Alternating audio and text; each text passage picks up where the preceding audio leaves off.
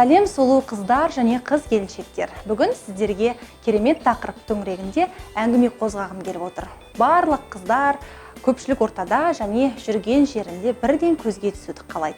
Және әдемі болып жүруді, басқа да адамдардың оған ең бірінші болып назар салғанын біз бірінші орынға қойып жататын кездер болады. Әртүрлі орындарға барасыздар, түрлі кештерге, демалыс орындарына, әдемі мекемелерге және түрлі жиындарда жүреміз. Ал қыздар қауымына ең бірінші болып не жетіспейді десеңіз, көп қыздар айтады, бізге внимание керек, бізге көңіл аудару керек, бізге назар аудару керек дейді. Яғни қыз баласы болғаннан кейін бізге айтылатын кез келген жақсы комплимент, яғни жағымды бізге берілген пікір, ол біздің бір күнімізді ғана емес, былайша айтқанда өзіміздің бағамызды өсіріп, бізді үлкен бір әдемі, сондай керемет бір әсерге бөлеп тастайды. Енді қыздар қауымы қалай көпшілік ортада назар аудартуға болады? Ең алдымен көпшілік ортада жүрген кезде біз киіммен және әртүрлі өзіміздің іс-қимыл әрекетімізбен көзге түсеміз деп ойлаймыз. Жоқ, бізге сыртта және сырт көз сыншы деп айтамыз, әртүрлі бізге білінбейтін, көбінше біз өзіміз нақты анықтай алмай қалып жататын фактілер болады. Мысал айта кетейік, енді мен айтатын едім, қызда қылық болмаса құр шырайдан не пайда деп. Я, әдемі қыздар болады, түрлі керемет сұлу сылқымдар көп. Қазір барлық қыздар макияждың түрін біледі, қалай жақсы бояну керек, қалай әдемі болып жүру керек, барлығын білеміз. Бірақ қазір қыздардың барлығы да бірдей болып кеткен сияқты, макияж жасау әдебі де, шаш үлгісі де және өзін ұстауы деген сияқты. Енді бұл жерде сізді бір ерекшелеп тұратын нәрсе болса, ол сіздің қылығыңыз, яғни харизма. Әдемі сіздің әрбір әрекетіңіз, қолыңызды қалай сермегеніңіз, сөйлеген кезде қандай жестикуляция, яғни іс-қимыл әрекетті қолданғаныңыз, оның барлығы сізді айтып тұрады. Яғни сіздің қандай адам екеніңізді, кім екеніңізді және сізбен қандай әңгіме төңірегінде көп тақырып қозғауға болатыны деген сияқты. Сіз қимыл әрекетіңізбен өзіңіздің қандай адам екеніңізден хабар беретініңізді ұмытпаңыз. Сондықтан қылық, яғни ол қыз бала үшін өте қатты маңызды. Сіздің әрбір әдемі жасаған қылықтарыңыз мәңгілікке ер азаматтардың да және көпшілік ортадың жадында сақталып қалатынын ұмытпаңыздар. Екіншіден, ол міндетті түрде барлық қыздар сақтау керек тәртіп. Тік жүру, яғни осанка дейміз, денені тік ұстау, тік жүру, әдемі жүру. Сіз тік жүрген кезде автоматты түрде ер азаматтарда, отырған қыздарда, жігіттерде барлығы сізге бірден былай назар ауады. Неге десеңіз, ол инстинкт.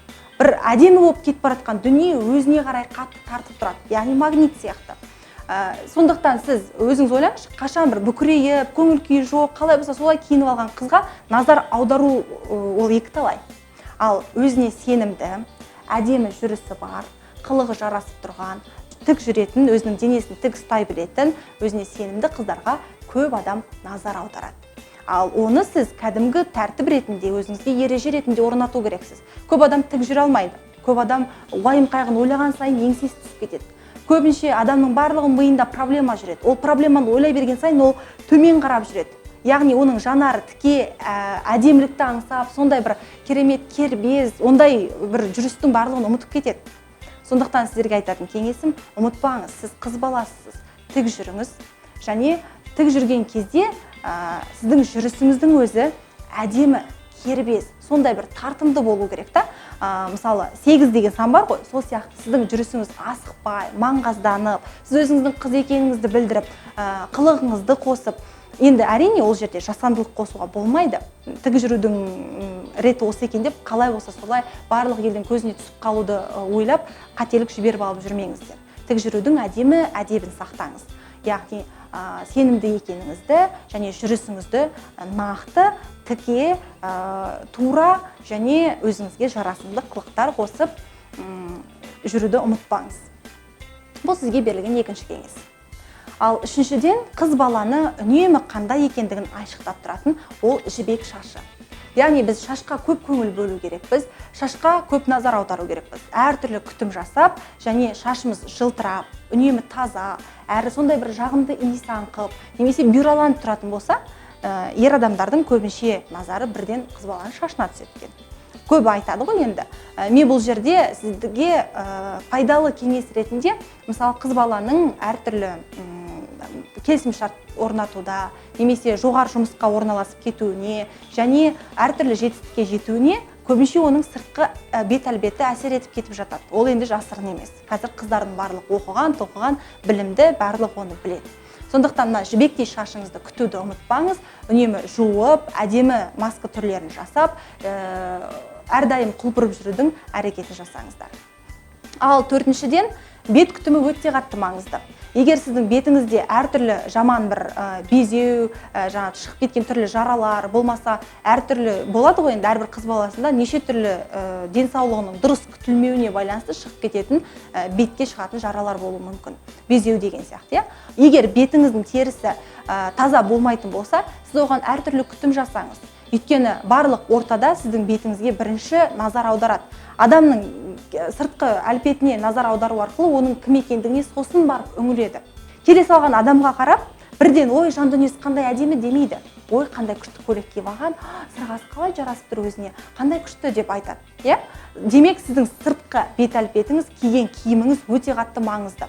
Сондықтан бет күтімі арқылы ер азаматтар болсын, көпшілік ортадағы адамдардың барлығы сіздің денсаулығыңыздың дұрыс екендігін байқайды. Ол мына бетті дұрыс күте білу, ол қыз баланың денсаулығы екендігі анық. Яғни сіздің бүкіл денсаулығыңыз, бүйрегіңіз ауырып, асқазаныңыз ауырып, бірдеңке болатын болса, ол бетке шығады көп жағдайда. Сондықтан денсаулығы сау және денін күтіп жүретін қыздардың терісі өте сондай әдемі әрі күтілген тері екендігі байқалып тұрады. Сондықтан ұмытпаңыздар, қыз келіншектер, бетіміз ол біздің айнамыз. Бесінші кеңес ол тіс. Көп қыз балалары қазір күліп жүруді бір былайша айтқанда енді жасандылық деп ойлап қалуы мүмкін. Бірақ сіз ойлаңызшы енді, шашыңыз жібектей әдемі, осанка, яғни сіз тік жүріп келе жатырсыз. Өзіңіздің әдемі жарасымды күлкіңіз бар. Сіз міндетті түрде назар аудартасыз. Яғни тісіңіз сау болып, егер тісіңіздің де дұрыс күтілуіне назар аударып, әдемі күлкіңізбен баурап алғыңыз келетін болса, сіз ең бірінші орында денсаулығыңыздың ішінде тісіңізді күтіп білу керексіз. Ол қыз баланың біріншіден тазалыққа болсын, өзін күте білетін қабілетін айқындап тұрады. Ол өте маңызды. Көпшілік ойлауы мүмкін, ой, анда тұрған не бар, мында тұрған не бар деп. Жоқ, бұл сіздің бояну киіміңізден бөлек айтылып жатқан қағидалар.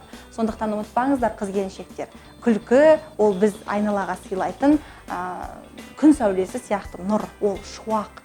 Сондықтан күліп жүріңіздер, өздеріңізді күтіп жүріңіздер, үнемі жадырап, жайқалып жүріңіздер. Келесі кеңесті айтатын болсақ, ол қыз баланың қолы және терісі. Яғни сіздің қолыңыз, сіздің теріңіз, оның барлығы сіздің қандай қыз баласы екендігіңізден хабар беріп тұрады. Қалай десеңіз, ол өзін күте білетін, өзін құрметтейтін, өзін сыйлайтын адам күнде таңертең бет кремін жағады, кешке жақын бетіндегі макияжды арнайы сұйықтықпен кетіреді, және өзінің жағатын кремдерінің барлығын өзінің жасына лайықтап алады деген сияқты. Көп қыздар оған мән бермейді. Көп қыздар оған уақыт құртуға ерінеді. Барады да, кейбіреу тіпті бетін жуады, кейбіреу бетін жумай ұйықтап қалады.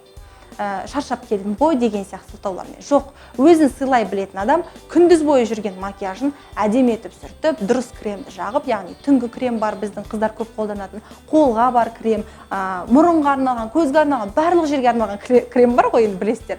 Соны жақсылап жағып, өзіңізді күтіп жүруді әдетке айналдырыңыздар. Себебі қыздар қауымы қазір барлығы білімді, қазір барлығы күтініп жүреді. Өте әдемілікті қалайды. Ер азаматтар сізге назары аусын десеңіз, және үнемі жақсы комплимент естіп жүруді бірінші орынға қоятын болсаңыз, кез келген ортада бірден көзге түсіп, өзіңіздің әдемілігіңізге, сондай жақсы сұлулығыңызға жағымды сөздерді жиі естігіңіз келсе, онда кәдімгідей еңбектенуге тура келеді. Өзіңіздің әдемі және қайталанбайтын көшірмесі жоқ қыз екеніңізді әдемі қылығыңызбен, сұлу, назды күлкіңізбен дәлелдеп жүріңіз. Қыздар, сіздерге кеңесім пайдаға жарайды деп ойлаймын. Келесі кеңесте жүздескенше.